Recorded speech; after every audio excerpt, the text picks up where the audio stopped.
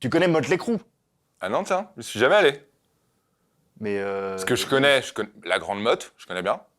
La motte piquée, je connais la motte piquée. Motley Crue, je connais pas. D'accord. C'est en Bretagne? Oh putain, je pensais qu'il le faisait exprès.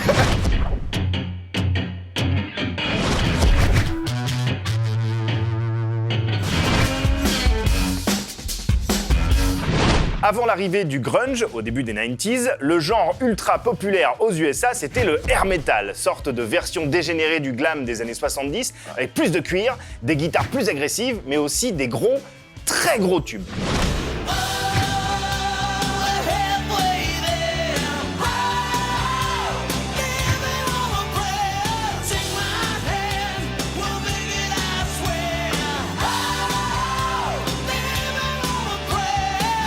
Bon Jovi, évidemment, mais également Def Leppard, Skid Row, Poison, Guns N' Roses et peut-être les plus cinglés du lot, en tout cas à l'époque, Motley Crue.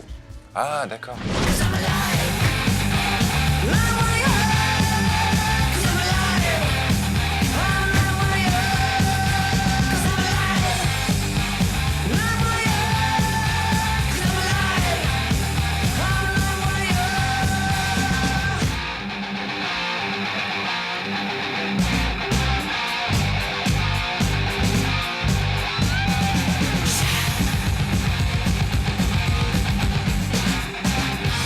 Motley Crue, c'est l'histoire du succès de 3 kids de Los Angeles qui veulent conquérir le monde du rock. Avec l'aide d'un guitariste un peu plus âgé recruté sur petite annonce, ils vont monter leur propre label et sortir en 1981 un premier album, Too Fast for Love. Il se vendra à 20 000 exemplaires, presque sans promo, et attirera très vite l'attention du label Elektra, qui les signe immédiatement, et ressort l'album en version pimpée un an plus tard. C'est l'ascension, les tournées mondiales, et tout le train-train de vie de débauché qui va avec.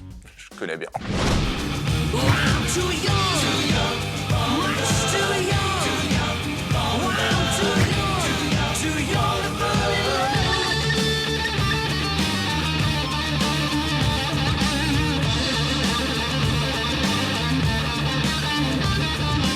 Motley Crue cumule tous les excès habituels du rock business, mais pousse le bouchon toujours plus loin, parfois trop, comme en 1984, lorsque le chanteur Vince Neil, complètement saoul au volant de sa voiture, heurte un autre véhicule sur la route du drugstore, tuant son passager, le jeune batteur du groupe Hanoi Rocks. Une cure de désintox plus tard, Motley Crue reprend les choses là où il les avait laissées, et les conneries reprennent de plus belle. La carrière de Motley Crue est dingue, choquante, admirable. Elle est racontée en détail, qu'il soit glauque ou glorieux, par l'intégralité du groupe, dans leur autobiographie The Dirt, l'un des meilleurs livres sur la vie de rockstar.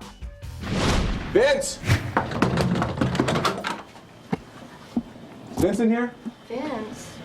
Vince Neil. Vince? Vince Neil. Is he in here? Oh. Vince! Dude! What are you doing, man? You missed the interview. Dude, I forgot, man. I'm sorry.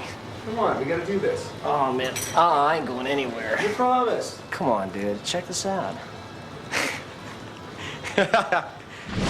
Après des années de développement infructueux, The Dirt est enfin adapté en film et c'est Jeff Tremaine, le réalisateur historique de Jackass et immense fan du crew, qui s'est chargé de la réalisation. Et le moins qu'on puisse dire, c'est que c'est plus extrême que Bohemian Rhapsody. We got a runaway, a kid drummer, an old man, Let's just play it. a cover band singer. They say you're gonna be a rock star. What do you think?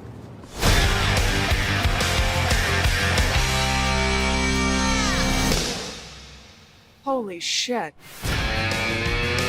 I had managed the Scorpions, Bon Jovi, Skid Row, Kiss, but I had never been through what Motley Crue put me through. I am sick and tired of not having any fun. Everything's upside down and flip-flopping.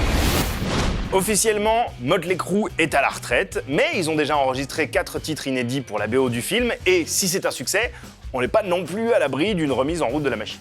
Et alors même si aujourd'hui, mis à part Nicky Six, les 3 autres membres sont un petit peu rincés sur scène, personnellement, moi je dis pas non. Et en même temps, qui dirait non à un petit séjour à la Motley Crue ?